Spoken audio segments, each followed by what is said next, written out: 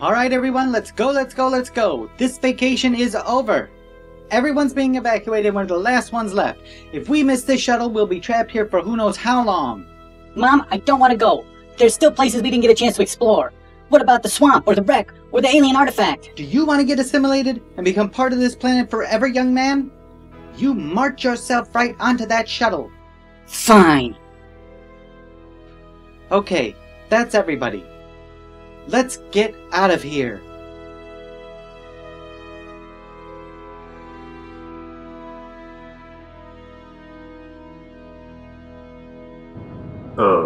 This is your captain speaking. Our sensors are showing there's still one human life form left on the planet. Looks like a young man in a red sweater. Kevin!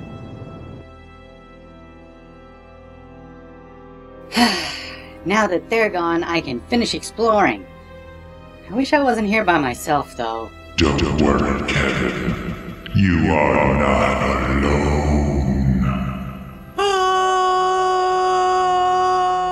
In Not Alone from Stronghold Games, this is basically a game where it's one player against many other players. Most of the players take on the role of the hunted, the people trapped on the planet who are trying to escape by getting rescued, and one player takes on the role of the creature, the one who is hunting the other players.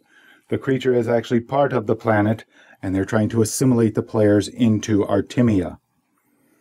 The way the game works is, first you have this board, and this board is actually double-sided. The players will start at either end. The hunted players start at this end, and you put your token on the space with the number of players on it, and the hunter, or the creature, starts the same way on the other end.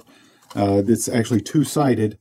This other side is a bit easier for the creature because he gets to use his special Artemia token that you'll see in a bit every other turn, whereas on this side of the board, the one we're usually playing with, the Artemia token doesn't come in until a lot further into the game, but then the creature gets it every turn. So you place your little tokens on just like that, and this is a special token. What the players have to do is, this is the planet Artemia here. These are the 10 different locations on the planet Artemia. Each location has a different power, like the lair. Take back to your hand the place cards from your discard pile, or copy the power of the place with the creature token. You lose 1 extra will if caught by the creature token. And the jungle. Take back to your hand this place card and 1 place card from your discard pile. So these are important, and you'll see in a little bit. Number 4 is the beach.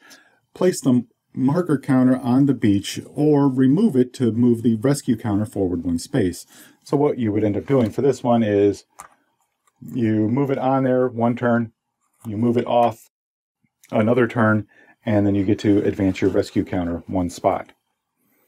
If you notice, there's 10 cards, but the players all only start with the first 5 locations in their hand. Each player starts with these same 5 locations. In order to get the 6 through 10 locations, they have to explore the planet. The rover card says take from the reserve, and up here is the reserve, 1 place card you do not own and add it to your hand. So that's how you would be able to expand and get more cards into your hand. Because see, each turn, the player is going to pick one of these locations and go there. And at the end of that turn, they have to discard the card. So that the next turn, they only have 4 cards in their hand. And then, let's say they go there. The next turn, they only have 3. And eventually, you have to do something by going to a location or by another method in order to get your cards back, because the more options you have, the less chance the creature has of catching you. Because the ones you discard, they get discarded face up. So the creature knows where you have already been. So if you don't have any more cards in your hand, they know, well, he only has these 3 cards left in his hand. So I'm guessing he's going to pick 2 this time. So each turn has 4 phases. In the first phase, the players pick which location they're going to go to. So they pick one of their cards, and they place it face down in front of them. In the second phase, the creature takes his creature token and he guesses where he thinks the players are going to go this turn. So let's say he thinks they're going to go to 2, the jungle. He places the creature token there. Now the creature also has these hunt cards. They start with 3 cards and they get to use 1 per turn, and they draw back up to 3 cards at the end of every turn. If they have a card that has a target symbol on it, they can use this card to place the target token. And each card that has the target symbol has a different effect. Like this one says, target 2 adjacent places, both are ineffective. So you could target, say, 3 and 4 by placing it like that. And if the players had picked either 3 or 4, the powers on that spot wouldn't have worked for them. There's also the third token, which is the Artemia token, and you either get this by having a card that has a little symbol on it, or by the players being on one of the spaces on the board that has the A. So you get to place the Artemia token at another location of your choice. Now, I should also point out that the players also get a survival card when they start the game. Each player gets 1 survival card, and these can be pretty powerful, and they can really help you out. You don't automatically get to replace them, though, at the end of your turn. You have to be able to use a specific location to get another survival card, and it's only in the 6 through 10 spots that you can actually do this. Like number 7 says, draw 2 survival cards, choose 1, and discard the second. So you would have to have gone to the rover, picked number 7 to add to your pile of cards, and then played your number 7 card to allow you, if you didn't get caught, to be able to pick 2 new survival cards and then discard 1 and keep the other. Phase 3 is the Reckoning, where all the players reveal the ones they chose, and if the creature didn't catch them, so let's say if the creature or none of the tokens were on 2, then the player would get to use that power. Take back to your hand this place card and 1 place card from your discard pile. So they could take this one back, and if they had another one, they could take that back as well. However, if the creature token had been there, the players would lose 1 will cube. The players start with 3 will cubes at the beginning of the game. If they ever run out of will cubes, then they have to, the creature gets to move ahead on the track 1 space, and then the players get all their will cubes and all their cards back. So they're basically, they gave up. They ran out of will. That's how you get it back. So the only detriment to that is the creature gets to move ahead. And as you can see, the creature has a shorter track than the players do. Whoever reaches the star actually wins the game. Whoever reaches it first. So if they're caught by the creature, they lose 1 will. The power of that place doesn't work. And then you get to move this token 1 space if they're caught by the creature. If they're caught by the Artemia token, then they don't get to use the power of this card, and they have to discard one of the locations in their hand. So they lose another place to go to. And if they're caught by the target token, then if there's something on the a hunt card that happens when the players get caught by the target token, then that would actually happen. And then the players still get to use it if the hunt card doesn't say they can't use it. And that is what happens in the third phase. At the end of the turn, the players discard the card that they played in front of them. Each one will have a separate discard pile. The creature takes back his hunt tokens, draws back up to 3 cards, and then the players get to move their rescue token 1 space closer. And it moves 1 space closer every turn, no matter what. Unless, of course, the creature plays a card that says don't move it at the end of the turn. So the players just have to survive long enough to get there. The problem is, can they make it there before the creature catches them too many times and makes it there first? That is basically how the game is played. At the beginning of the turn, the players also have the option to trade 1 or 2 of their cubes for either 2 or 4 of their location cards back.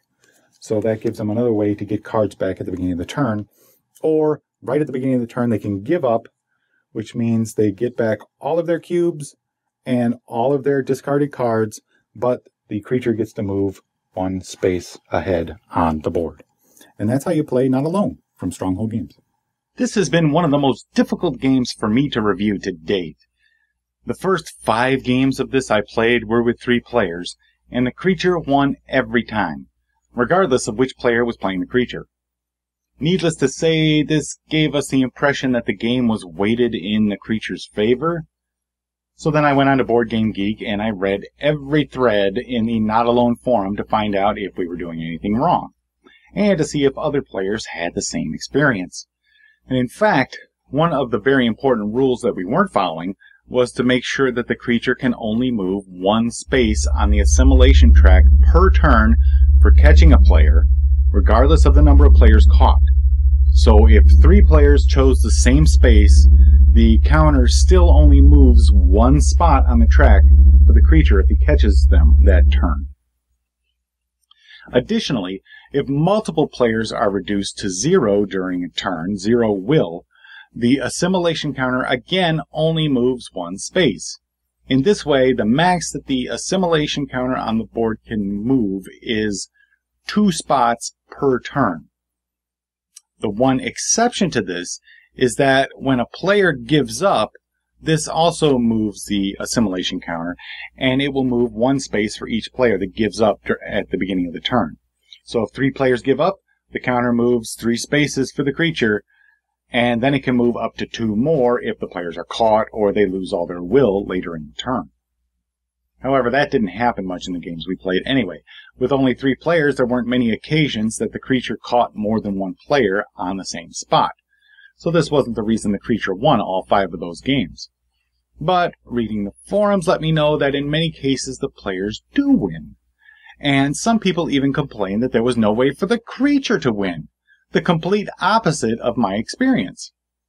The other important piece of information I gained was that the player should not forget the second power that every location has. It has a default power. You can always choose to take a discarded place card back into your hand instead of using the normal power of that place.